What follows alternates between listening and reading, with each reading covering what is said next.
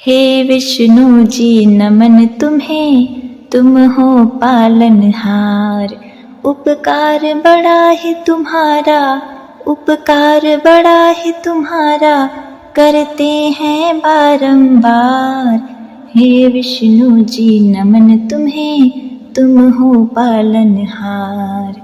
ओम नमो भगवते वासुदेवाय नमः। प्रिय भक्तगणों, आज मार्गशीर्ष माह कृष्ण पक्ष की उत्पन्ना एकादशी का व्रत है और आज सौभाग्य योग का महासंयोग बन रहा है।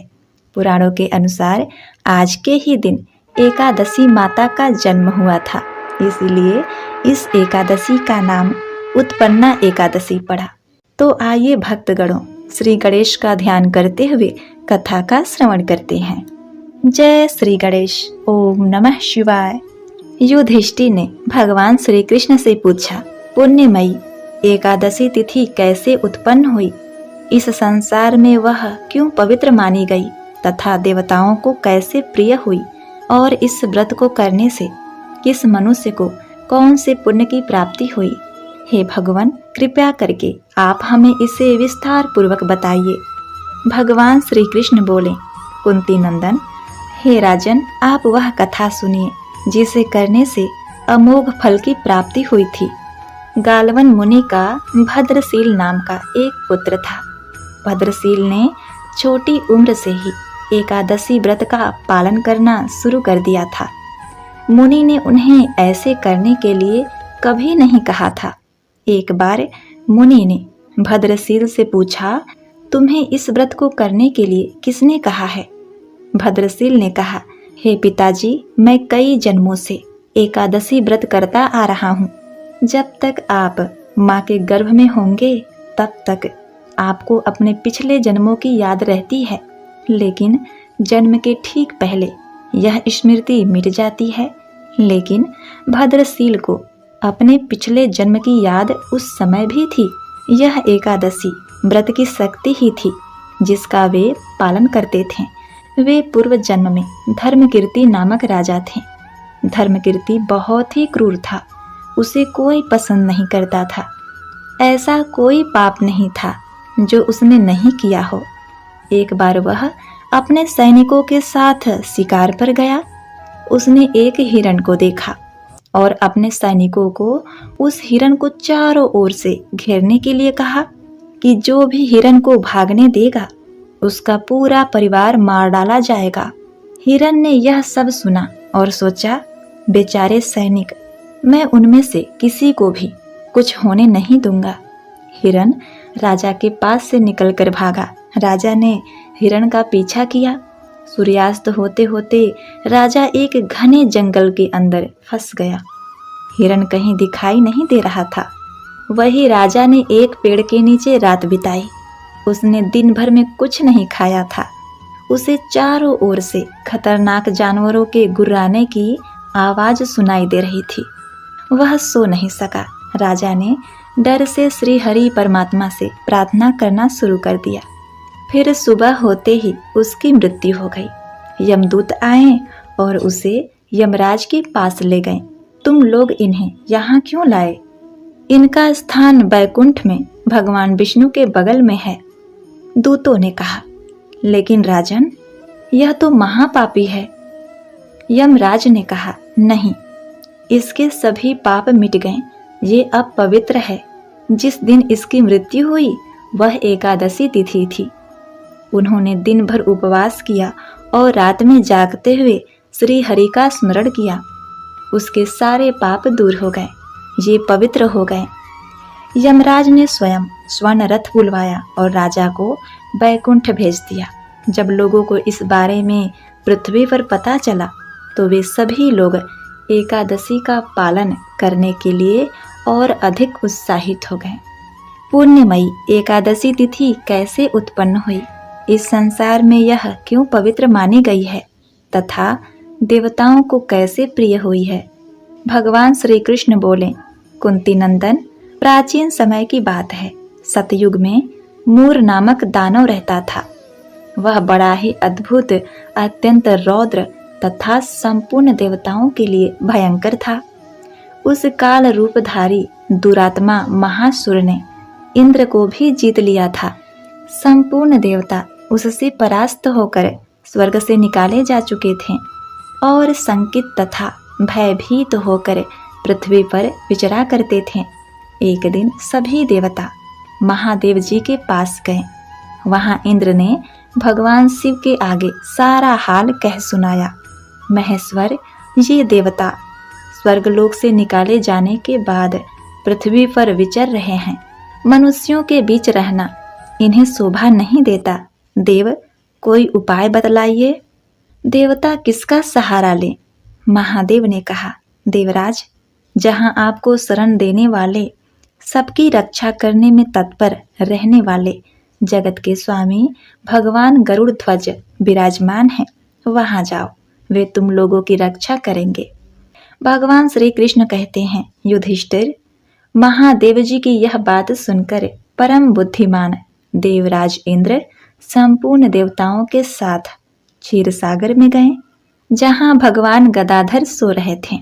इंद्र ने हाथ जोड़कर उनकी स्तुति की। इंद्र बोले, देवेश्वर, आपको नमस्कार है। देव, आप ही पति, आप ही मति, आप ही कर्ता और आप ही कारण हैं। आप ही सब लोगों की माता और आप ही इस जगत के पिता हैं। देवता और दानव दोनों ही आपकी वंदना करते हैं। पुंडरीकाक्ष, आप दैत्यों के शत्रु हैं। मधुसूदन, हम लोगों की रक्षा कीजिए प्रभु। जगन्नाथ, अत्यंत उग्र स्वभाव वाले महाबली मूर नामक दैत्य ने इन संपूर्ण देवताओं को जीतकर स्वर्ग से बाहर निकाल दिया है।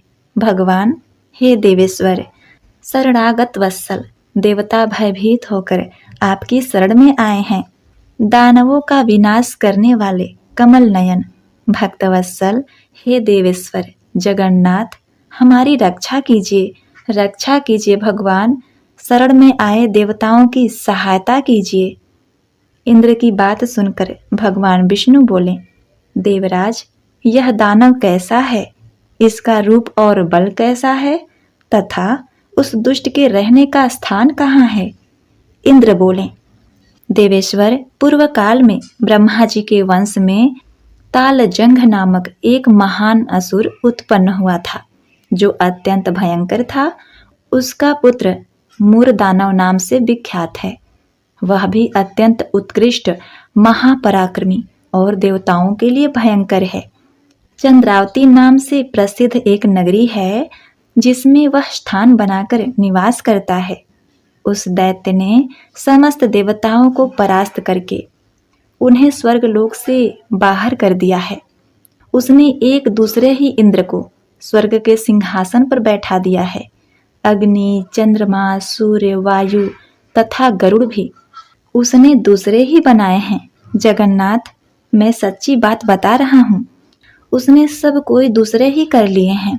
देवताओं को तो उसने प्रत्येक स्थान से वंचित कर दिया है प्रभु। इंद्र की यह बात सुनकर भगवान जगन्नाथ को बड़ा क्रोध आया। उन्होंने देवताओं को साथ लेकर चंद्रावती नगरी में प्रवेश किया। भगवान गदाधर ने देखा कि दैत्यराज बारंबार गर्जना कर रहा है और उससे परास्त होकर संपूर्ण देवता 10 दिशाओं में भाग रहे हैं।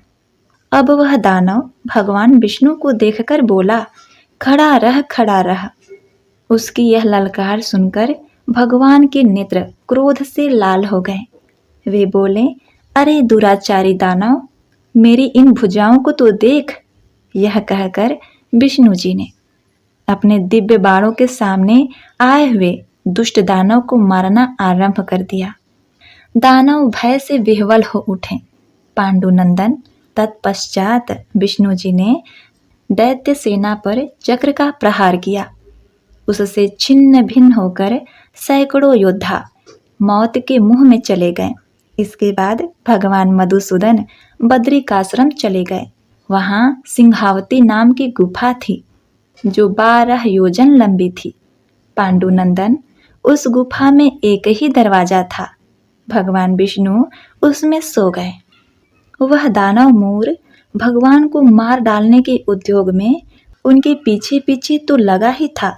अंत में उसने भी उसी गुफा में प्रवेश किया। वहां भगवान को सोते देख उसे बड़ा ही हर्ष हुआ। उसने सोचा, यह दानव को भय देने वाला देवता है, अतः निसंदेह इसे मार डालूंगा। युधिष्ठिर दानव के इस प्रकार विचार करते ही भगवान विष्णु के शरीर से एक कन्या प्रकट हुई, जो बहुत ही रूपवती, सौभाग्यशालिनी तथा दिव्य अस्त्र शस्त्रों से सुसज्जित थी। वह भगवान के तेज के अंश से उत्पन्न हुई थी। उसका बल और पराक्रम महान था। युधिष्ठिर दानवराज मुर ने उस कन्या को देखा। कन्या ने युद्ध का विचार करके दानव के साथ युद्ध करने के लिए याचना किया। युद्ध छिड़ गया। कन्या सब प्रकार की युद्ध कला में निपुण थी। वह मूर नामक महाअसुर उनके हुंकार मात्र से राख का ढेर हो गया। दानव के मारे जाने पर भगवान जाग उठे। उन्होंने दानव को धरती पर इस प्रकार निष्प्राण पड़ा देखकर कन्या से पूछा, मेरा यह शत्रु अत्यंत उग्र और भयंकर था, किसने इसका वध किया है? कन्या बोली, स्वामी, आपके ही प्रसाद से मैंने इस महादैत्य का वध किया है।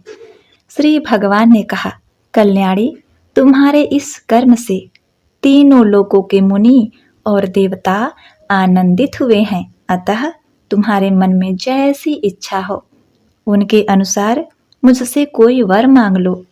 देवताओं को दुर्लभ होने पर भी वह वर मैं तुम्हें दूंगा, इसमें तनिक भी संदेह नहीं है। वह कन्या साक्षात एकादशी थी। उन्होंने कहा, प्रभु, यदि आप प्रसन्न हैं तो मैं आपकी कृपा से सब तीर्थों में प्रधान, समस्त विघ्नों का नाश करने वाली तथा सब प्रकार की सिद्धि देने वाली देवी हूँ। जनार्दन, जो लोग आप में भक्ति रखते हुए मेरे दिन को उपवास करेंगे उन्हें सब प्रकार की सिद्धि प्राप्त हो। माधव, जो लोग उपवास, नक्त भोजन अथवा एक भुक्त करके मेरे व्रत का पालन करें उन्हें आप धन्य, धर्म और मोक्ष प्रदान कीजिए। भगवान विष्णु बोले, कल्याणी, तुम जो कहती हो वह सब पूर्ण होगा। भगवान श्री कृष्ण कहते हैं, युधिष्ठिर, ऐसा वर पाकर महाव्रता एकादशी बहुत ही प्रसन्न हुई। दोनों पक्षों की एकादशी समान रूप से कल्याण करने वाली है। इसमें शुक्ल और कृष्ण का भेद नहीं करना चाहिए। यदि उदया काल में थोड़ी सी एकादशी, मध्य में पूरी एकादशी और अंत में किंचित त्रयोदशी हो तो यह त्रिपुंसा एकादशी कहलाती है। यह भगवान को बहुत ही प्रिय है। यदि यह त्रिपुंसा एकादशी को उपवास कर लिया जाए तो 1000 एकादशी व्रतों का फल प्राप्त होता है तथा इसी प्रकार द्वादशी में पारण करने पर 1000 गुना फल माना गया है। अष्टमी, एकादशी, षष्ठी, तृतीया और चतुर्थी ये यदि पूर्व तिथि से विधृत हों तो उसमें व्रत नहीं करना चाहिए। परिवर्तनीय तिथि से युक्त होने पर ही इसमें व्रत का विधान है। पहले दिन में और रात में भी एकादशी हो तथा दूसरे दिन केवल प्रातः काल एक दंड एकादशी रहे तो पहली तिथि का परित्याग करके दूसरी तिथि की द्वादशी युक्त एकादशी की ही उपवास करना चाहिए। यह विधि मैंने दोनों पक्षों की एकादशी के लिए बताई है। जो मनुष्य एकादशी को उपवास करता है वह बैकुंठ धाम में जाता है, जहाँ साक्षात भगवान गरुड़ ध्वज विराजमान रहते हैं। जो मनुष्य हर समय एकादशी के महालय का पाठ करता है उसे 1000 गौदान के पुण्य का फल प्राप्त होता है। जो दिन या रात में भक्ति पूर्वक इस महालय का श्रवण करते हैं वे निसंदेह ब्रह्म हत्या आदि पापों से मुक्त हो जाते हैं। एकादशी के समान पाप नाशक व्रत दूसरा कोई नहीं है। एक बार प्रेम से बोलिए, श्री विष्णु भगवान की जय। ओम नमः शिवाय। हर हर गंगे। प्रिय भक्तगणों, अब आइए सुनते हैं तुलसी माता की कथा, जिसको सुने बिना यह व्रत का फल अधूरा होता है। यह व्रत कथा पूर्ण नहीं मानी जाती। एक बार एक गांव में एक बुजुर्ग महिला रहा करती थी। वह सुबह ही पूजा पाठ करती थी। वह रोज तुलसी माँ की पूजा करती थी और वह बुजुर्ग महिला रोज तुलसी माँ से कहती थी, हे तुलसी माता सबकी दाता, मैं तेरा विड़ला सींचू, तू निस्तार कर मेरा। हे तुलसी माँ तू मुझे बहू दे, पीताम्बर की धोती दे, मीठा मीठा गास दे, बैकुंठ में वास दे, चटक की चाल दे, पटक की मौत दे, चंदन का काठ दे, रानी सा राज दे, दाल भात का भोजन दे, 11 की मौत दे और कृष्ण जी का कंधा दे। वह बुजुर्ग महिला हर कार्तिक महीने में तुलसी माता की पूजा करती और उनके विड़ले को रोज सींचती। तुलसी माता बुजुर्ग महिला की बात सुनकर धीरे धीरे सूखने लगी। तभी भगवान श्री कृष्ण ने देखा कि तुलसी माता सूखती जा रही हैं। तभी एक दिन भगवान श्री कृष्ण तुलसी माता जी के पास प्रकट हो गए और भगवान श्री कृष्ण ने तुलसी माता से पूछा, हे तुलसी तुम क्यों सूख रही हो? सभी महिलाएं तुम्हारी पूजा करती हैं और तुमको सींचती हैं, लेकिन फिर भी तुम सूखती जा रही हो, क्या कारण है इसका? जिसके बाद तुलसी माता ने भगवान श्री कृष्ण से कहा, हे प्रभु, एक बुजुर्ग महिला मेरे पास रोज आती है और रोज एक ही बात बोलती है, हे तुलसी माता सबकी दाता, तेरा विड़ला सींचती हूँ, तू कर निस्तार मेरा, तू मुझे बहू दे, पीताम्बर की धोती दे, मीठा मीठा गास दे, वैकुंठ में वास दे, चटक की चाल दे, पटक की मौत दे, चंदन का काठ दे, रानी सा राज दे, दाल भात का भोजन दे, 11 की मौत दे और कृष्ण जी का कंधा दे। हे भगवान, मैं उस बुजुर्ग महिला की सारी मनोकामनाएं पूरी कर सकती हूँ, लेकिन उसकी एक मनोकामना पूरी नहीं कर सकती। मैं श्री कृष्ण जी का कंधा कहाँ से दूंगी? प्रिय भक्तगणों, तभी भगवान श्री कृष्ण जी तुलसी माता की बात सुनकर मंद मंद मुस्कुराने लगे और फिर भगवान श्री कृष्ण ने तुलसी माता जी से कहा, हे तुलसी, हे देवी, तुम चिंता मत करो। जब वह बुजुर्ग महिला की मृत्यु होगी तब मैं स्वयं उसको कंधा देने आऊंगा और तुम उस बुजुर्ग महिला से यह बता देना।